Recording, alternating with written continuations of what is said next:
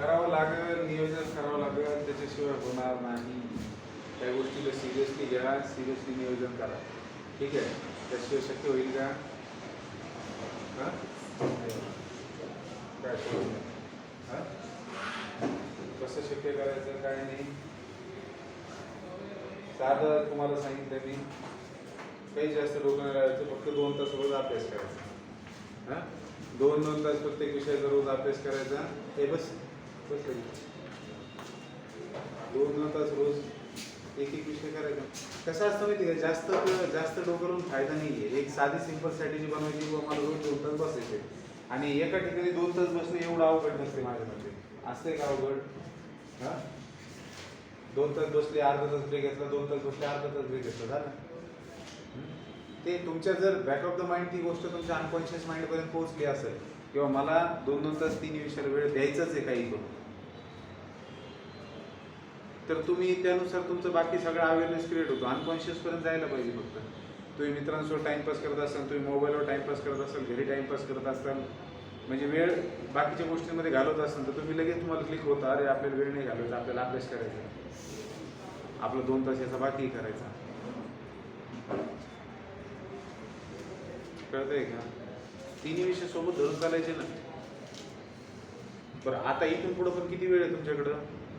September बाकी आहे, October, November, December, जानेवारी, February, March, April, मे.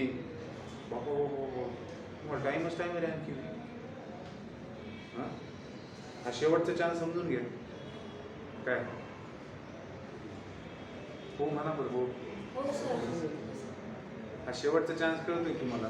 त्या 8 महिन्यामध्ये पण इकडची जग तिकडे करता येऊ शकते तुम्हाला.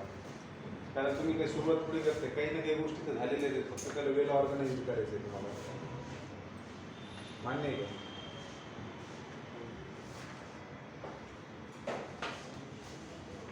हे जे तुम्हाला मार्क येतात ना, ह्याच्यामध्ये तुम्ही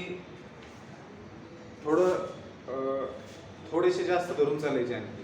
कारण आपण एका टॉपिकवर घेतो, त्याच्यामध्ये सगळ्या पॉसिबिलिटी येतात ना त्याच्यामध्ये. समजा एखाद्याला 100 पैकी 60 येत आहे, त्यानं धरून चालायचं तर सीईटीमध्ये 80 येणार. एखाद्याला 80 येत आहे, त्यानं धरून चालायचं तर 100 येतात. कळतंय का? कारण की ज्यावेळेस सगळ्या टॉपिकवरती तुम्हाला क्वेश्चन विचारले जातील, त्यावेळेस ते मिडऑकर लेवलचे क्वेश्चन्स असतात. त्याच्यामध्ये सगळी लेवल कवर होत नाही ना.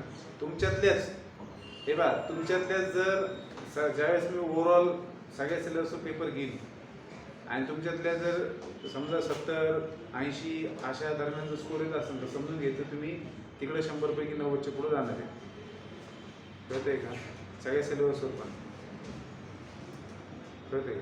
तुमची अवस्था चांगली आहे, मी वाईट आहे असं नाही म्हणत आहे, पण तुम्ही एक पुस्तक कंप्लीट ठेवा. मी म्हणतो येत्या 3-4 महिन्यामध्ये सिलेबस कंप्लीट होईपर्यंत तुम्हाला खूप मदत होईल त्याची. तुम्ही लक्षात घ्या, प्लॅनिंग कशी असायला पाहिजे तुमची. आतापासून तुम्ही डोक्यात ठेवा की स्टेट बोर्डचं पुस्तक पूर्ण करायचं. राहू दे टार्गेट थोड्या वेळासाठी बाजूला. पूर्ण करायचं म्हणजे काय, एकदा फक्त सोडवलं झालं का? नाही, एक्सरसाइज 1 सोडवा, त्यातले जे 2 क्वेश्चन टफ वाटतात त्याला मार्क करा, त्याला दुसऱ्या दिवशी परत सोडवा. एक्सरसाइज 2 सोडवा, त्यातलं जो क्वेश्चन वाटतंय त्याला मार्क करा.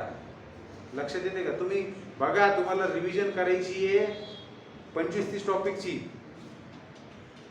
प्रश्न येणार आहेत 50, त्याच्यामुळे लय काहीतरी अवघड टाकणार आहेत का ते? मला फक्त तुमच्याकडून हे आन्सर पाहिजे की तुम्ही सीईटीच्या पेपरला जात असताना तुमच्या डोक्यामध्ये हे क्लिअर पाहिजे की हो, मी टेक्स्टबुक 11th आणि 12th exercise business exercise complete झालेली माझी, मला काही ताण नाही आता. हे तुमच्याकडून ॲश्युरिटी पाहिजे मला, बस. कळतंय का? आणि कसं कंप्लीट पाहिजे? वारंवार सोडवलेलं, त्याच्यामध्ये मार्किंग केलेलं आहे, जेणेकरून रिव्हिजन मला करता येईल. मार्किंग मी ह्याच्यासाठी म्हणतोय की ज्यावेळेस मी तुमच्या पार्ट टेस्ट चालू करेन, कळतंय का, तर त्यावेळेस तुम्ही ते टॉपिक्स पुस्तकातून पूर्ण प्रिपेअर केले, तुम्ही मार्किंग केलेले, पुढच्या वेळेस रिव्हिजन करताना त्या मार्किंगवर जास्त जोर द्यायचा. लक्षात येते का?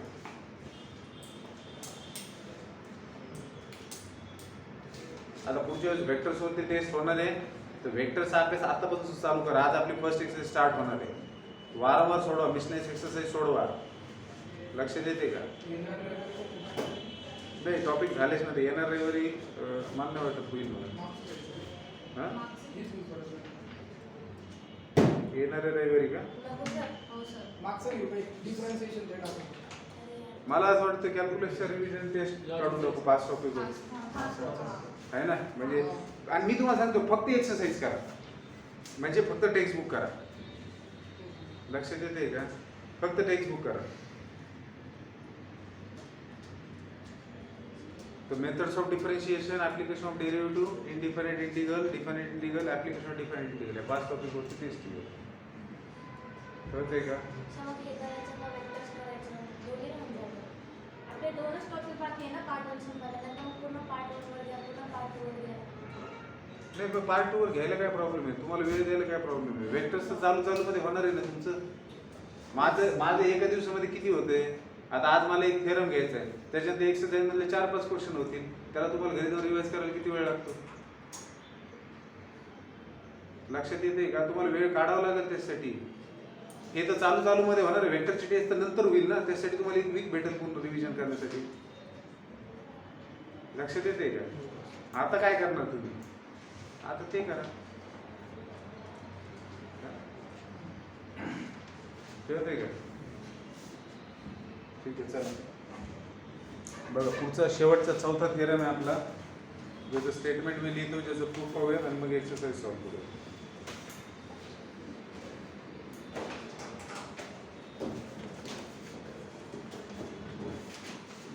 बघा थिअरम नंबर 4 स्टेटमेंट काय आहे की A bar, B bar and C bar are 3 non-zero, non-coplanar vectors.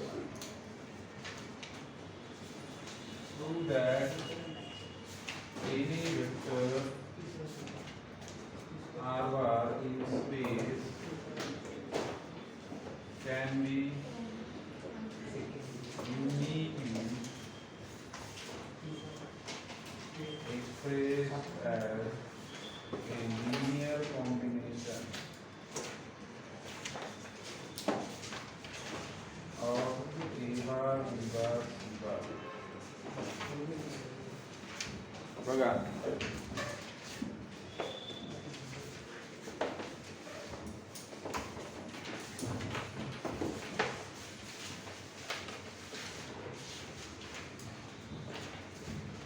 आपण सगळ्यात पहिला थिअरम काय बघितला की जर माझ्याकडे 2 कोलिनियर वेक्टर्स असतील ए बार बी बार, तर त्यांचं लिनियर कॉम्बिनेशन 0 वेक्टर असतं. आठवतंय? दुसऱ्या थिअरम मध्ये काय बघितलं आपण की जर माझ्याकडे 2 नॉन कोलिनियर कोप्लेनर वेक्टर्स असतील, तर तिसरा वेक्टर तेव्हाच कोप्लेनर होईल जेव्हा त्याला तुम्ही दिलेल्या 2 वेक्टर्सच्या लिनियर कॉम्बिनेशन मध्ये लिहू शकता. आणि याचाच अर्थ आपण तिसऱ्या थिअरम मध्ये पाहिला की when 3 vectors are coplanar then their linear combination is 0. बघा 1 थेरम 2 थेरम 3 थेरम, हे 3 थेरम होते. लक्षात येते का? आणि 4था थेरम जो आहे तो काय म्हणतोय, जर तुमच्याकडे 3 नॉन कोप्लेनर वेक्टर आहेत, तर तुमच्याकडे स्पेस मध्ये एक वेक्टर असेल ज्याला तुम्ही ह्या तिघांच्या लिनियर कॉम्बिनेशन मध्ये लिहू शकता. प्रश्न काय आहे?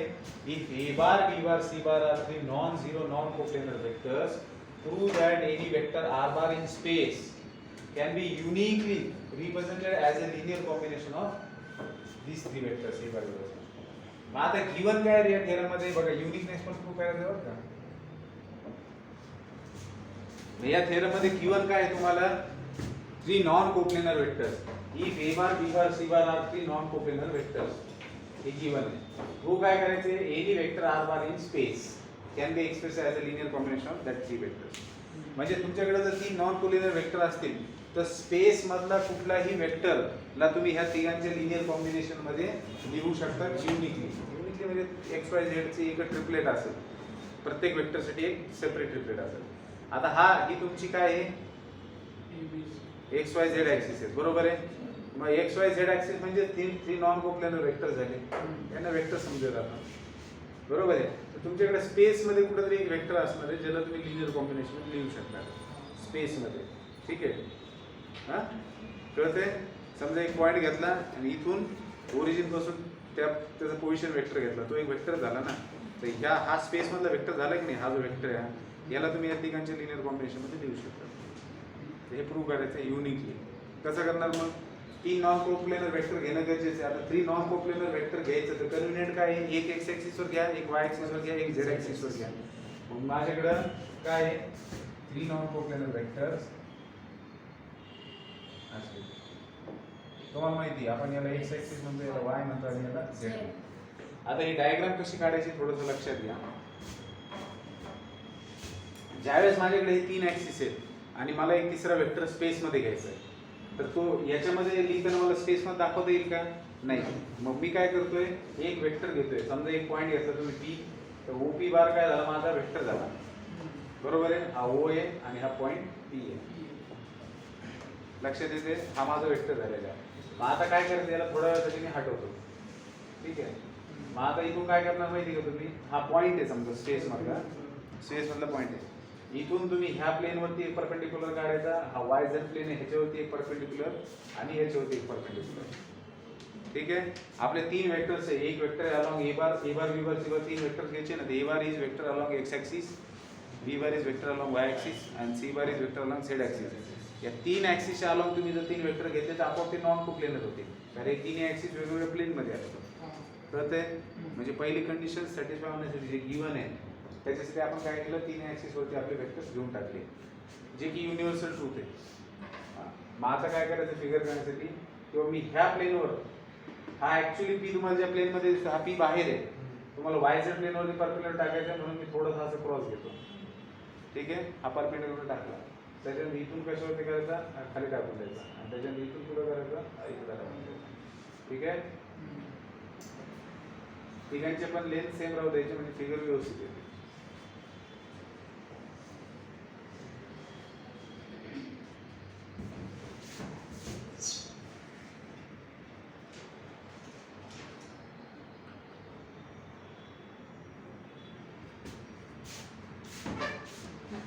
ठीक आहे. आता काय करणार, इथून इथपर्यंत चाललं जायचं, त्याच्यानंतर इकडून इकडे चाललं जाणार. ही लाईन ह्याला पॅरलल जाणार, ही लाईन एक्सेसला पॅरलल जाणार, ही लाईन ह्याला पॅरलल जाणार अशा पद्धतीने.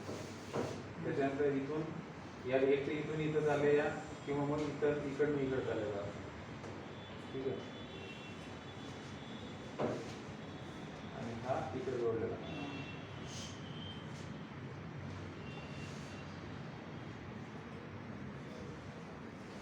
ठीक आहे. आलं लक्षात. मग याला काहीतरी नाव देऊ, L N N Q R S. ठीक आहे. हा तुमचा एक्स ऍक्सिस आहे, हा वाय ऍक्सिस आहे आणि हा झेड ऍक्सिस आहे.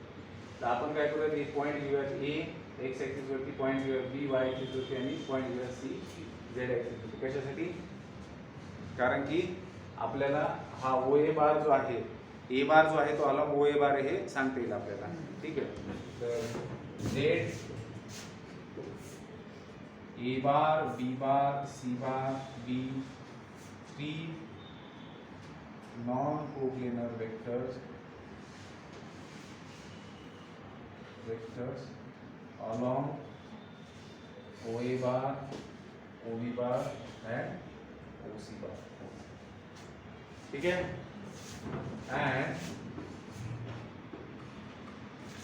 and R bar is equals to OP bar. Be any vector in space. OP बार कोणता एक वेक्टर घेतला स्पेस मधला, P हा स्पेस मधला कुठलाही पॉइंट आहे त्याचं पोझिशन वेक्टर फ्रॉम ओरिजिन. कळतंय.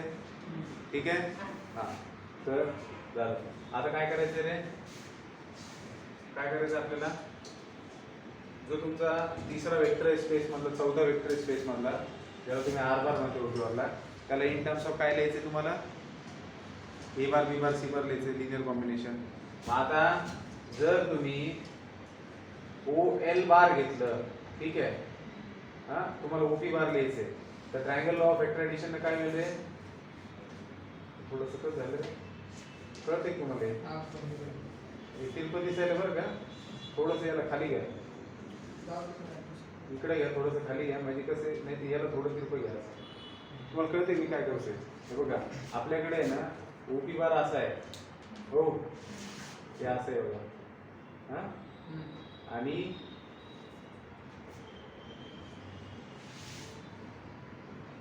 असं बघा, हा ओ आहे, हा ओपी बार आहे, हा काय आहे ओ एल आहे.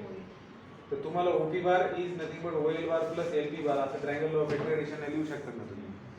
कळतंय का? मी हेच हा एल पी जो आहे तो असा काढण्याचा प्रयत्न केला, थोडी फिगर असं हे राहील, कळतंय का? हा मग तुम्ही काय लिहू शकता? By triangle law of vector addition O P bar is nothing but O L bar plus L P bar. कळतंय का? हा बरं, O L bar plus L P bar झालेले, पण मग एल पी बार काय आहे रे? एल पी बार म्हणजे काय? L M bar plus M P bar आहे. बघा एल पी बार म्हणजे काय? L M plus M P आहे की नाही?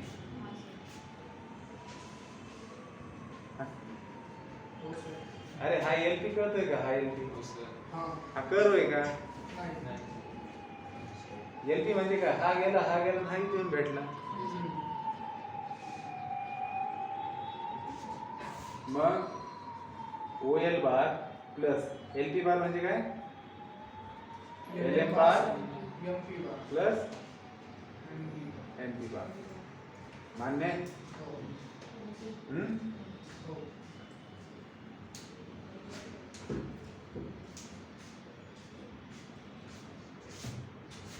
But here Lm bar is equals to OM bar.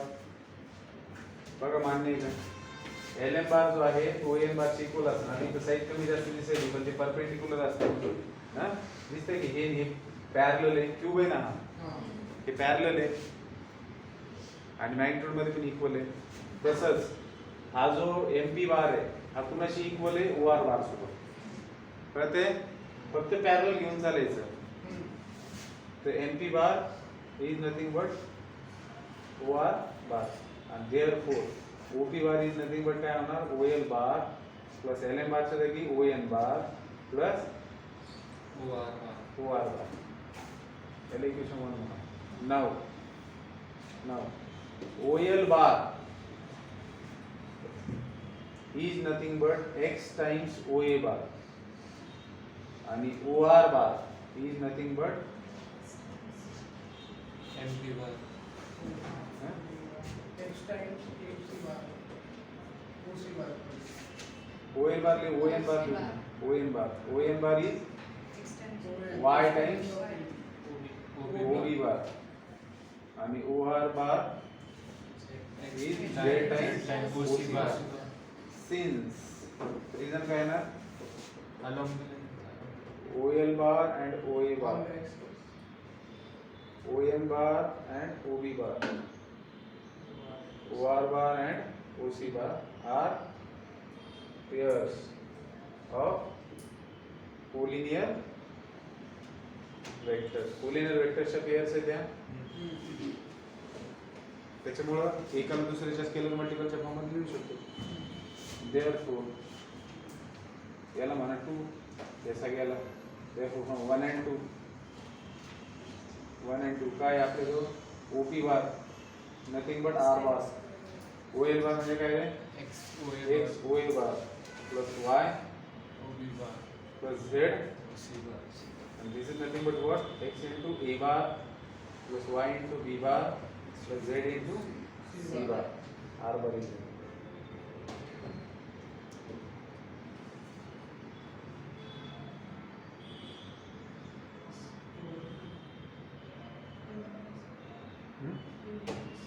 युनिटनेस prove करायचं आहे ना. आर वरील nothing but this X bar plus Y bar Z C bar आणि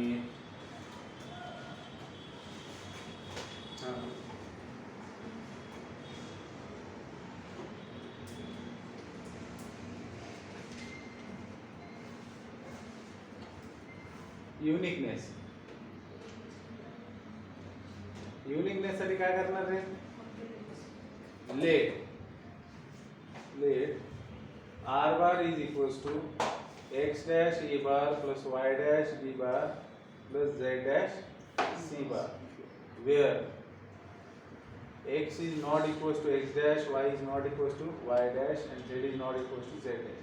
आपण काय केलं की r bar ला x y z हे तीन रियल नंबर्स घेऊन तुम्ही रिप्रेझेंट केलं होतं ना लिनियर फॉर्मेशन. आपण म्हटलं बुवा x dash y dash z dash हे तिसरे आणखी दुसरे नंबर आहेत की ज्याच्या मदतीने सुद्धा तुम्ही r bar ला in terms of a bar b bar c bar लिहू शकता.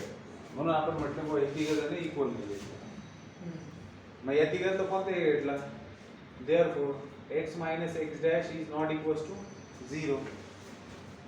x is not equals to x dash म्हणजे x dash ला लेफ्ट ला आलं तर x minus x dash is not equal to 0. Therefore dividing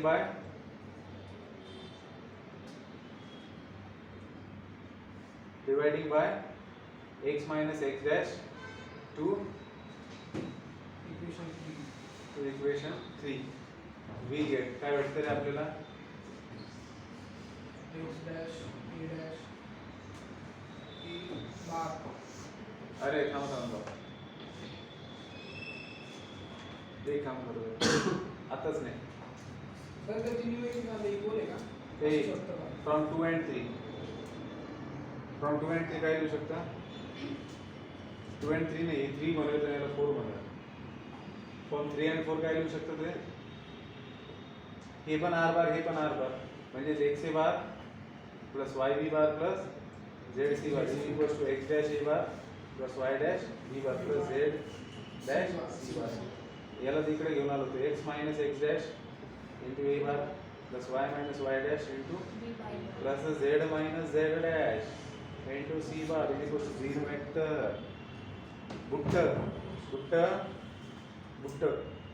x minus x dash. ए पोरा तब्येत कशी तुझी? चांगली का? टनाटन एकदम ton. x minus x dash is not equals to 0. x minus x dash ना Divide. x minus x dash से divide कर सकते हैं. हाँ सर. तो आपको क्या मिलेगा? a bar y minus y dash upon x minus x dash a bar plus z minus z dash upon x X minus minus x dash c bar is equals to 0. 0. म्हणजे याला मी काय लिहू शकतो? a bar is equals to alpha b bar plus beta c bar. Where alpha is nothing but what? इसका negative of y minus y dash upon x minus x dash. कळतं नाही याला मी तिकडे घेऊन गेलो दोघांना. हो सर. आणि बीटा काय झालं रे?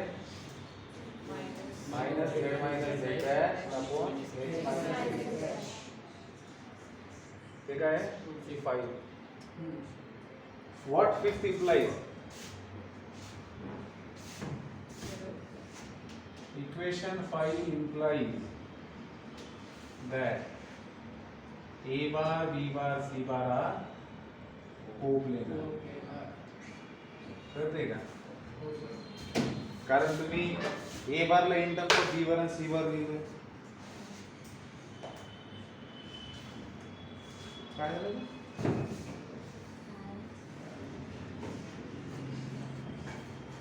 कारण तुम्ही a बार ला b bar c bar a बार ला in terms of b bar c bar linear combination लिहिले ना.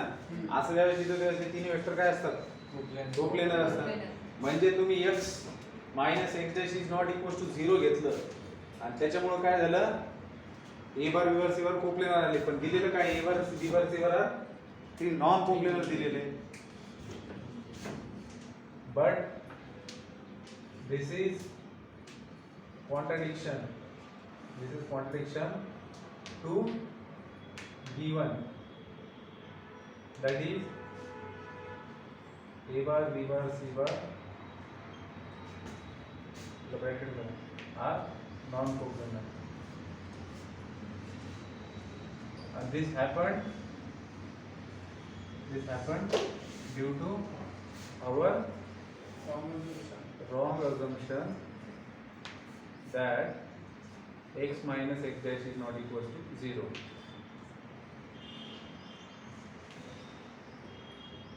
Due to our wrong x minus x dash is not 0. and therefore x is equals to x dash.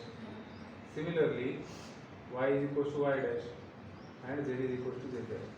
And this proves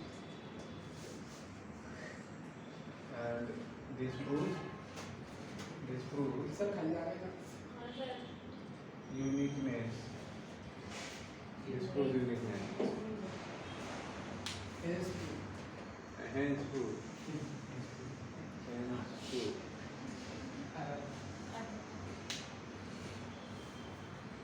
तुम्हाला काय वाटतं तुम्हाला फक्त मस्ती करता येते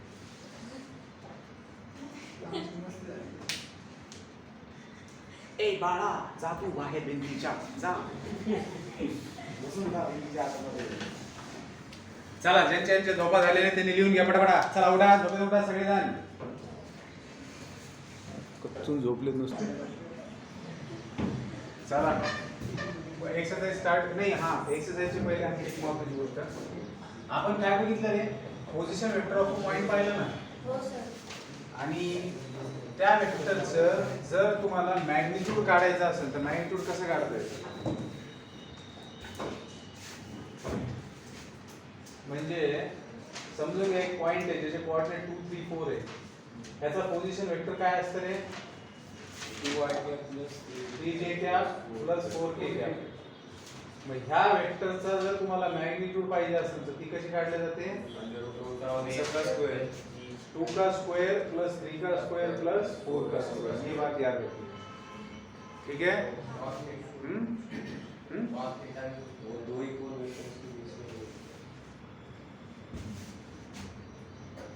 इसका मैग्नीट्यूड ये ठीक है नहीं बेसिकली ये क्या होता है ये डिस्टेंस फार्मूला ही तो है और क्या है बस 3D वाला डिस्टेंस फार्मूला है अब वो देखो वो p के ये कोऑर्डिनेट से o के कोऑर्डिनेट 0 0 0 है तो आप बेसिकली मैग्नीट्यूड निकाल रहे हो मतलब डिस्टेंस OP ही तो निकाल रहे हो ना तो कैसे निकलेगा रूट के अंदर x1 x2 whole square y1 y2 whole square z1 z2 whole square उस तरीके से ठीक है अब सबसे अहम बात जो आपके सामने आ रही है that is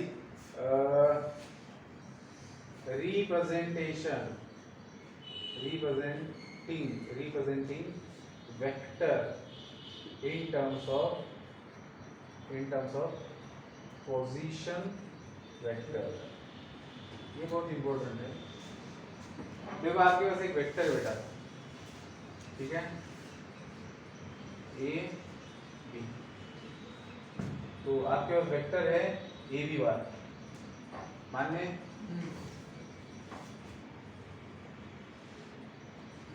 A B so we have AB bar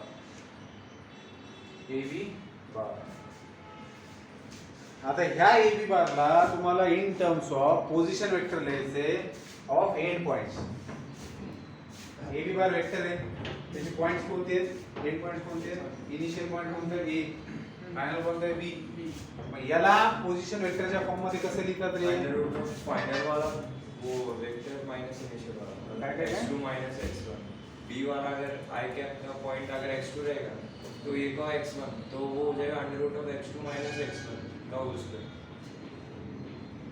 हे मी काय विचारलं सर तेच सांगतोय हे मी विचारलं की AB बारला in terms of position vector कसं लिहिणार x2 minus x1 i cap plus y2 minus y ए तू जा रे ऐसा नहीं होगा देख भाई इसका इस पॉइंट का पोजीशन वेक्टर क्या होगा वो ये बात क्योंकि पॉइंट का किसी पॉइंट का पोजीशन वेक्टर मतलब ओरिजिन से लेते हैं हम लोग फिर बी का पोजीशन वेक्टर क्या होगा मेरे को ए बी बार को in terms of position vectors लिखना है एंड पॉइंट्स के तो कैसे लिखूंगा मैं चलो अब इसको triangle law of vector addition लगाओ by triangle law of vector addition क्या मिलेगा मुझे ओ ए बार ये O A bar plus A B bar is equals to OB bar पर मेरे को क्या चाहिए रे a b बार तो A B bar is nothing but क्या होगा रे ओ B bar minus O A बार होगा तो अगर आपको मान लो सी डी बार वेक्टर दिया है तो इसको in terms of position vector कैसे लिखेंगे O D bar minus O C bar हाँ सर अगर आपको एल एम बार दिया है तो क्या लिखेंगे ओ एम बार माइनस ओ एल बार कहते का हाँ सर। अगर मान लो आपको दिया है SM बार OM बार माइनस OS बार सोहो मात्र बार OM बार माइनस OS बार। अगर मान लो आपको दिया है OW बार OM बार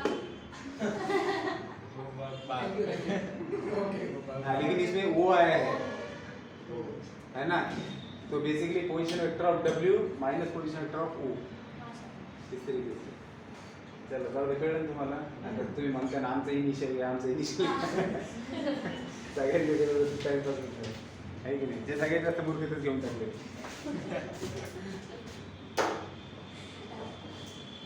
असं नाही वाईट नाही वाटेल तर घ्या. तर लक्षात आलं तुमच्या. बरं याच्यामध्ये आणखी एक गंमत, समजा हे जे दोन पॉइंट्स आहेत वेक्टरचे यांचे दिलेले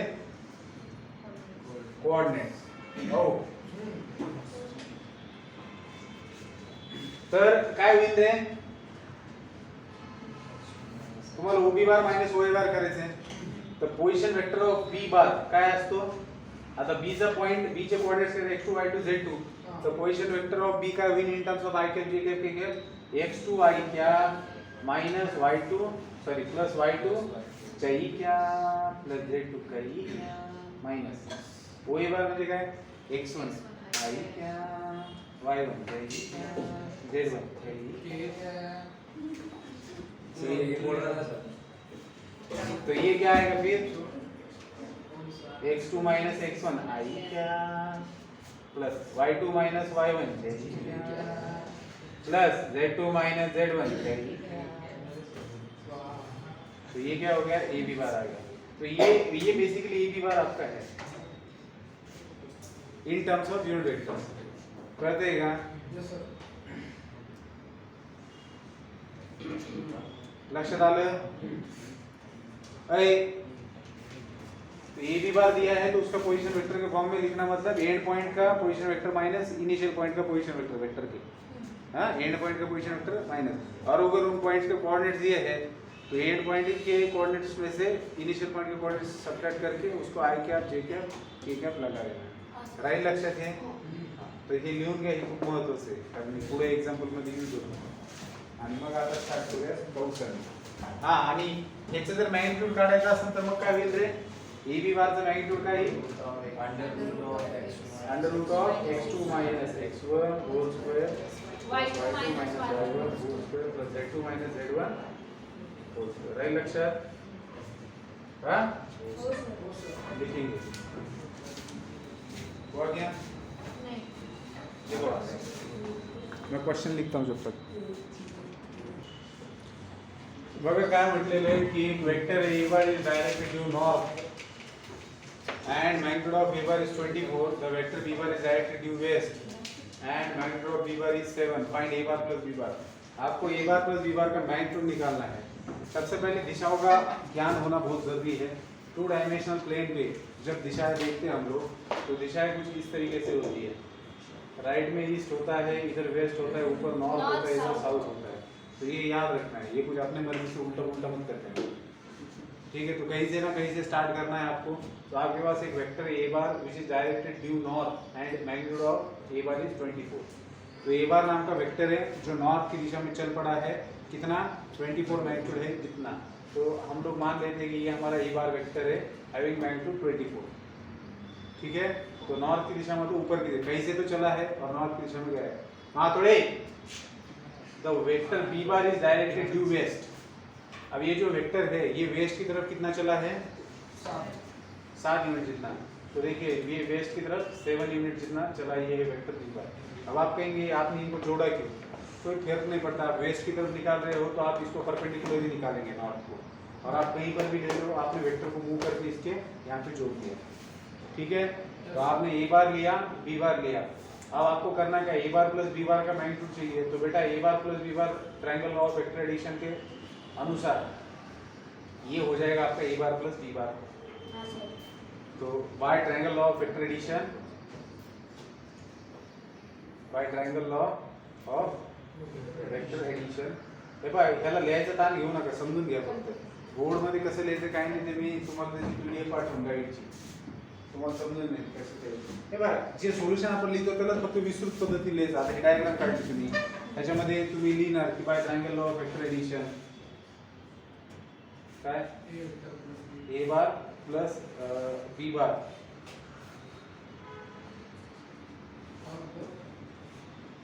काय लिहायचं याच्यामध्ये? नहीं ठीक है, मतलब ए बार प्लस बी बार डायग्राम में दिख रहा है हमें बाय ट्रायंगल ऑफ इक्वेशन. अब हम इसका मैग्नीट्यूड निकालना है. कैसे निकालेंगे मैग्नीट्यूड? तो ये जो फिगर बना है एक्चुअली में ये 90 डिग्री फॉर्म हो रहा है यहाँ पे. आई बात समझना आपको क्यों 90 डिग्री हो रहा है? क्योंकि एक नॉर्थ की तरफ जा रहा है और दूसरा वेस्ट की तरफ जा रहा है, दोनों को मिलेंगे तो परपेंडिकुलर से मिलेगा. ठीक है, बिल्कुल सीधी सी बात है ये, समझे? तो अगर राइट एंगल ट्रायंगल है तो इसमें हम लोग क्या लिख सकते थे? This square plus this square is equals to this square. ठीक है, तो ये वाला अगर मान लो हम इसको नाम दे देते हैं, कुछ ए बी सी नाम दे देते हैं, तो A C square is nothing but what? A B square plus B C square. अब बताइए ए बी स्क्वायर कितना है? तो जो मैग्नीट्यूड ऑफ ए बार है वो ए बी स्क्वायर होगा, that is 24 square plus B C square कितना है?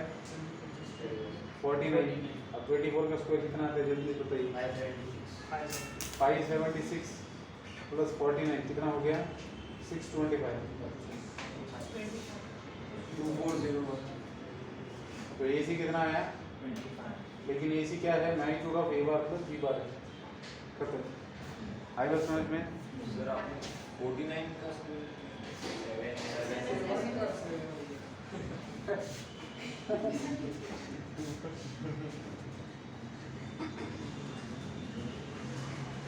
क्वेश्चन लिखने में वक्त जाया नहीं करता मैं आपका, है ना? तो in the triangle P Q R, P Q bar दिया है, एक ट्रायंगल है. अब ट्रायंगल बोला तो ट्रायंगल निकालेंगे ना पी क्यू आर. उसमें क्या बोला है? पी क्यू बार बोला है 2a बार. अब देखो पी क्यू बार उन्होंने बोला है मतलब डायरेक्शन उन्होंने खुद तय कर ली. तो पी क्यू बार क्या है? 2 टाइम्स a बार है. देन क्यू आर बार क्या है? 2 टाइम्स b बार है. फिर क्या कह रहे हैं? The midpoint of P R is m. तो पी आर सेगमेंट का मिड पॉइंट है m. Find the following vectors in terms of A bar and B bar. नीचे दिए गए वेक्टर्स को ए bar and B bar K terms में लिखना है. तो पहला दिया है पी आर बार, दूसरा दिया है पी एम बार और तीसरा दिया है क्यू एम बार. देखो इस तरीके के क्वेश्चंस क्यों फॉर्म किए गए हैं? आपको लॉज अच्छे से समझे भी नहीं वो, और कुछ बेसिक ज्योमेट्री की इंफॉर्मेशन आपको पता ही नहीं. अब जैसे इस क्वेश्चन में क्या किया गया है? पी क्यू बार दिया है 2a बार, क्यू आर बार दिया है 2b बार और बोला गया है कि ये मिड पॉइंट है. अब आपको क्या करना है? ये जो वेक्टर्स है इनको ए बार और बी बार के फॉर्म में लिखना है. तो ऑब्वियसली आप लॉज यूज करेंगे. आप सोचिए आपको पी आर बार लिखना है. तो पी आर बार क्या है? पी आर बार मतलब ये डायरेक्शन हो गया, ये वाला डायरेक्शन हो गया. तो P Q bar plus Q R bar nothing but P R bar. तो ये सीधे triangle law of vector addition से आ जाएगा. तो पहला वाला क्या हो जाएगा? P R bar is nothing but P Q bar plus Q R bar. लेकिन पी क्यू बार क्या है? 2a बार. क्यू आर बार क्या है? 2b बार. तो 2 टाइम्स ब्रैकेट के अंदर a bar plus b bar. तो आपने पी आर बार को in terms of a bar and b bar लिख दिया. ये जो यहाँ पे लिखा है यहाँ पर रीजन है since by triangle law of vector addition. अब आगे बढ़ते हैं क्वेश्चन नंबर 2 की तरफ. 2 में आपको पी एम बार को लिखना है. पी एम बार. अब पी एम बार को आपको लिखना है in terms of a bar b बार. कैसे लिखेगा? पी एम बार को लिखना है in terms of a bar and b bar. Q say divide by 2 कर देंगे. पी आर बार को क्या है? उसको डिवाइड बाय 2 कर देंगे. सही है ना? सीधी सी बात है. m क्या है? मिड पॉइंट है किसका? पी आर का. तो आप पी एम बार को क्या लिख सकते हो? Half of P R bar. और पी आर बार ही क्यों लिया? क्योंकि अभी हमने पी आर बार को in terms of A bar and B bar लिखा था. तो पी एम बार क्या बनेगा? Half times half into 2 times of A bar plus B bar. तो 2 विल गेट कैंसिल. तो बचेगा क्या? ए बार प्लस बी बार बचेगा. तो दिस इज व्हाट पी एम बार. अब पी एम बार आपको मिला है, क्यू एम बार चाहिए. क्यू एम बार मतलब इसको जोड़ दो आप. ये हो गया आपका Q P M Q bar. Bar plus P M bar. अभी हमने P M bar find out किया हुआ है. तो क्यू एम बार क्या होगा? देखो बेसिकली आपके पास है P Q bar plus Q M bar is nothing but P M bar है आपके पास. ठीक है. तो पी क्यू बार है आपका 2a bar plus Q M बार आपको निकालना है. और पी एम बार है आप ये क्या आएगा? A bar plus B bar. तो क्यू एम बार को in terms of A bar B bar चाहिए. तो A bar plus B bar minus 2a बार. तो आपके पास क्यू एम बार क्या आने वाला है? बी बार माइनस ए बार. ठीक है, तो आपने तीनों वेक्टर्स को पी आर बार को पी एम बार को और क्यू एम बार तीनों को भी in terms of A bar P बार लिख दिया। कल लगा हाँ? तीसरे क्वेश्चन के अंदर क्या था? O A B C D is a regular hexagon. The points A B have position vectors A bar are respectively referred to origin. Find in terms of A bar and B bar the position vectors of C D E and E. ठीक है, question number 3।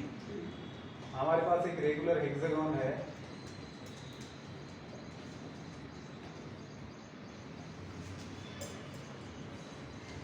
Regular hexagon है मान low, और क्या है नाम इसका? O A B C D E। देखो फिगर दिया है क्या के अंदर? फिगर नहीं दिया ना? हाँ, फिगर नहीं दिया है। तो देखो बहुत बार ऐसा होता है कि उन्होंने पोजीशन वेक्टर की बात की है तो हमें पता है कि उसका रेफरेंस ओरिजिन होता है पोजीशन वेक्टर के लिए। उन्होंने खुद वो दे रखा है इसके अंदर, यही आपको ओरिजिन है। तो भाई तो इसलिए मैंने इसको बेस में लिया है। यहाँ से भी मैं नाम ले सकता था, फिर समझने में दिक्कत आती जब मैं ड्रॉ करता, इसलिए मैंने ओरिजिन को बेस में लिया है ताकि जैसे यहाँ पर एक्सिस हो इस तरीके से, क्योंकि ओरिजिन भी हेक्सागन का एक पॉइंट है, एक वर्टेक्स ओरिजिन भी है। अब उन्होंने क्या बोला है हमें कि इसके अंदर regular hexagon the points A and B have position vectors A bar and B bar। Points A and B has position vectors A bar and B bar। मतलब OA बार क्या हो गया? A bar एंड OB बार क्या हो गया? B bar। और OA बार मतलब देखो A का position vector मतलब O से अवे जो भी लागली है ना, हाँ, आणि B चा पोजीशन वेक्टर म्हणजे काय झालं रे?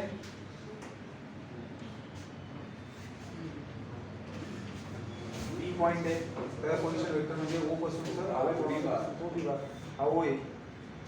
पुढे ते काय म्हणताय? Find in terms of A bar and B bar the position vectors of CDE। तुम्हाला CDE चे पोजीशन वेक्टर्स काढायचे, CDE चे पोजीशन वेक्टर काढायचे, म्हणजे तुम्हाला OC बार काढायचा आहे, OD बार काढायचा आहे आणि OE बार काढायचा आहे। बरं, कशाच्या टर्म्स मध्ये काढायचा आहे? A आणि B च्या। बरं, हा काय रे? हा A बार, हा काय आहे? B बार। ठीक आहे, हा मग कसं काढणार आता?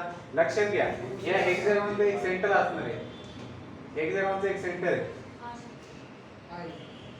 ज्यावेळेस तुम्ही रेग्युलर हेक्सागनचे ज्यावेळेस ऑपोजिट व्हर्टेक्स जोडतात त्यावेळेस तो त्याच्या सेंटर मधून पास होत असतो आणि तो सेंटर त्या डायगोनल्सला खच्चॅक करत असतो, बायसेक्ट करत असतो। ही प्रॉपर्टी माहिती पाहिजे, कळतंय का? तो अगर मैं ऑपोजिट वर्टेक्सेस को जोड़ देता हूं,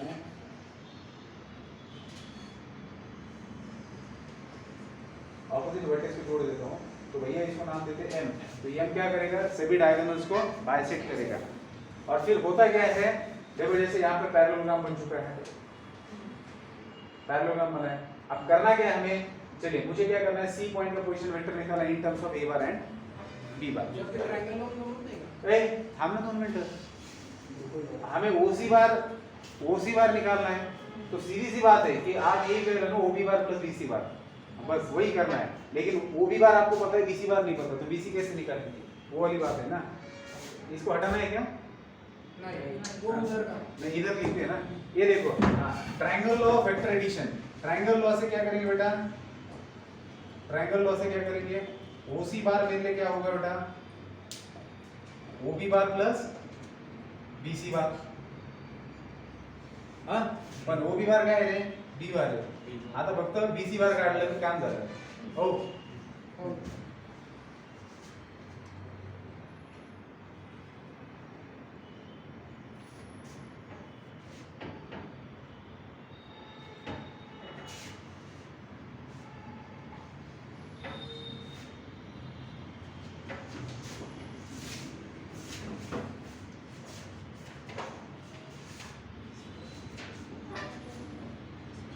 कसं काढणार BC वर? पागल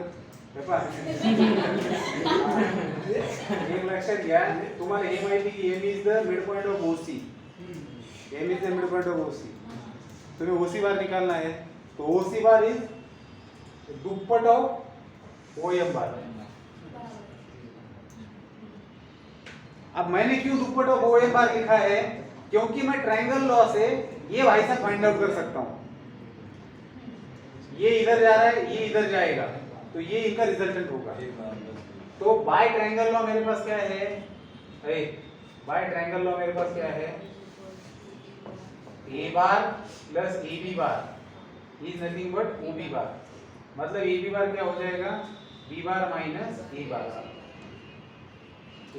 पोजीशन वेक्टर है, ए बी बार क्या हो गया, बी बार। लेकिन हाँ, लेकिन हमारे पास क्या है बेटा, in parallelogram O M A B, O M bar is equal to A B bar, मानिएगा in parallelogram O M B A, ये ऑपोजिट सेक्स इक्वल भी होती है मैग्नीट्यूड में और पैरेलल भी होती है, तो ये वेक्टर इसके बराबर है, तो therefore OC bar is nothing but क्या हो जाएगा, 2 टाइम्स ऑफ ओ एम बार, और ओ एम बार ए बी बार के बराबर है, तो यहाँ पे हम लोग यहाँ पर ऐसे लिखते हैं, therefore OC bar is equal to 2 times O M bar था ना, तो इसकी जगह पर आएगा 2 टाइम्स ए बी बार, और ए बी बार मतलब क्या, बी बार माइनस ए बार, तो ये आ गया आपका फाइनली ओसी बार।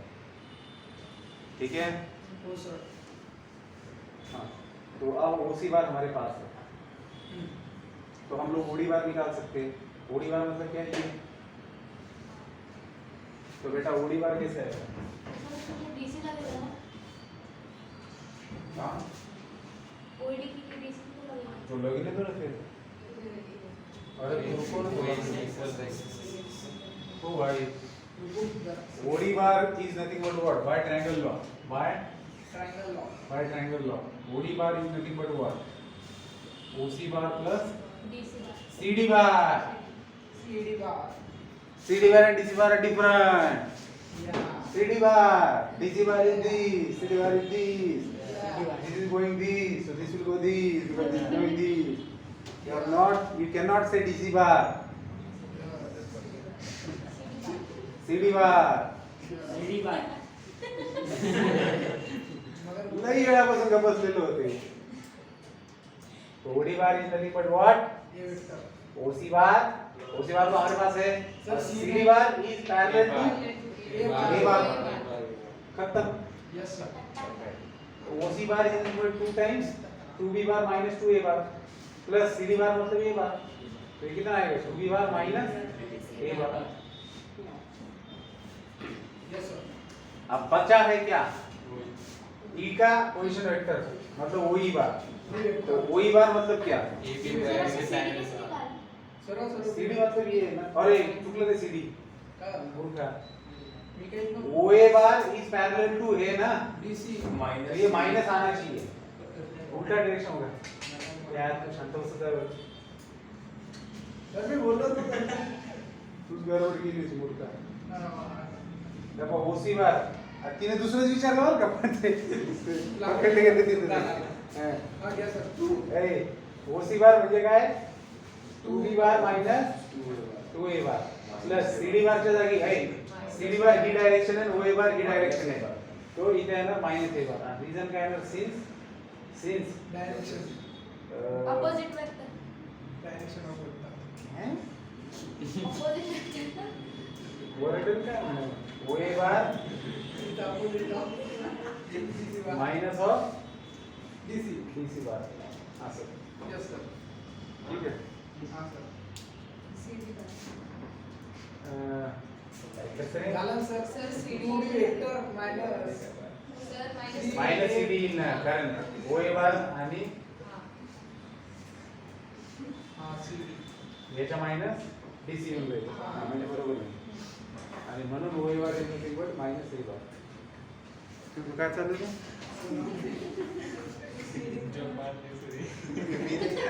मी मारलं मी तसं,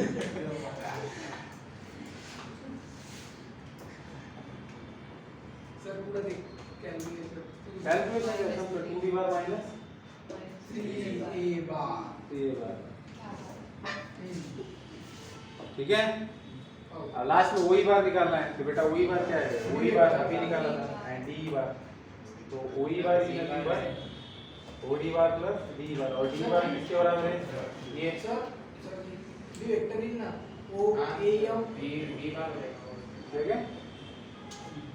सर ए एम काढ लेले ना आपण नाही ते पाच दिसतं तसं नाही करा सर बरोबर आहे ना? ए बी बार काढले तर आता ए बी बार आता ना बी बार माइनस ए बार, तो जो ए बी बार है वही ई डी बार है, बस डायरेक्शन में अलग है। तो A bar minus O B D bar bar plus B bar की जगह पर क्या लिख सकते हैं हम लोग? Minus of A B bar, क्या है? डी बार को लिख सकते हैं माइनस ऑफ ए बी बार, अच्छा माइनस डायरेक्शन तो सेम है, अलग आहे डायरेक्शन अलग है ना, अपोजिट आहे अपोजिट दोन ऊपर जाता है। ये ऊपर जा रही है नीचे जा रही है, ये तुम्हारे इसमें ऊपर जाता है क्या? सॉरी सॉरी सर मेरी जो आ देखिए हो गया और ये पैरेलल है इसको सही है सर तो सीधा सीधा ए बार माइनस बी बार आ जाता है। सीधा कुछ नहीं होता बेटा जीवन में। सर तेरा ही है तेरा ही है ओडी बार हमने ओडी बार क्या है? 2b बार माइनस 3a बार, और ए बी बार क्या है हमारे pass? Minus b bar plus a bar, तो कितना आएगा? b बार माइनस 2a बार। यस सर पूछो क्या हुआ? सर देखो सिंपल बात है, हमें वही निकालना है, हमें ओडी बार प्लस डी बार का। हाँ, अब ओडी बार हमारे पास निकला हुआ है अभी। हाँ तो ये जो ईडी हमने जो डी लिया है वो इसके ऑपोजिट है लेकिन पैरेलल है, और मैग्नीट्यूड में सेम है, तो इसका डायरेक्शन ये है, इसका ये है, तो ईडी को हमने इसके नेगेटिव में लिखा। अब इसका वैल्यू अब बी बार माइनस बी बार है, तो मैंने बी बार को माइनस लिया, इसको प्लस लिया, तो इसको माइनस से मल्टीप्लाई किया, खत्म। फोर्थ वाला करेंगे इधर की ओर। नाही सर हाँ नहीं सर सर लिहायचं ना ये मला टाइम नहीं होता है मैसेज लिया फटाफट दिया बरं लिया पटकन आणि घरी जा आवडे कल मिळते बेटा कल मिळते